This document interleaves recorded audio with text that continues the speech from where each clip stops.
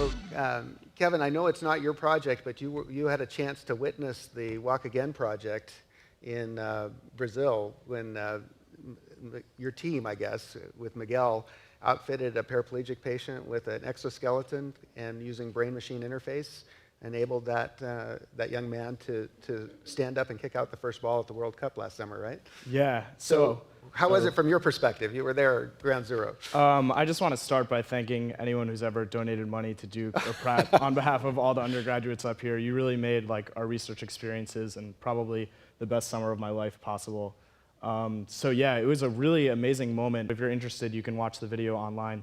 The exoskeleton was really an amazing feat of modern day engineering. It consisted of 3 parts. The first is an EEG reader, which you put on your head. There's no surgery involved. You can actually buy an EEG reader to control your mobile phone to watch movies or play games. They're pretty cheap now. The second component was a hydraulic system that did most of the work and made sure the patient's kneecap didn't slide out as they were kicking the soccer ball or standing up, because you can imagine the precise dynamics that would be involved in that. And the third, which was really like, I think the best part, most amazing thing Dr. Nicolelis ever did for this project was pressure-sensitive artificial skin that he put on the boot of the person who was kicking the soccer ball. So as a person stepped and as they actually kicked the ball, the pressure-sensitive skin relayed information up through the person's arms, because a paraplegic person can't feel below the waist. So the brain was really receiving like a full cycle of feedback. So after that, after the ball was kicked, the person, Dr. Nicolelis, went up to the patient and the person said, "I felt it, like I felt the ball be kicked."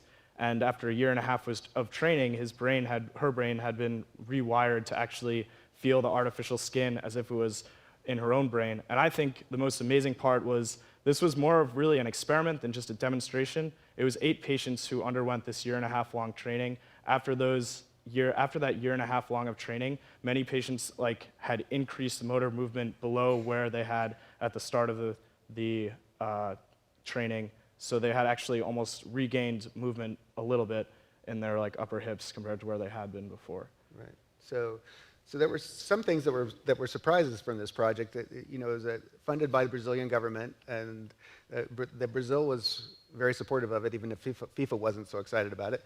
But this discovery, essentially, that after training, that when you kick out the ball, you don't feel it in your arm anymore. Your brain translates it, and you feel it actually in your foot. Is that what the patient was describing? Yeah, exactly that. It was kind of amazing. Remarkable.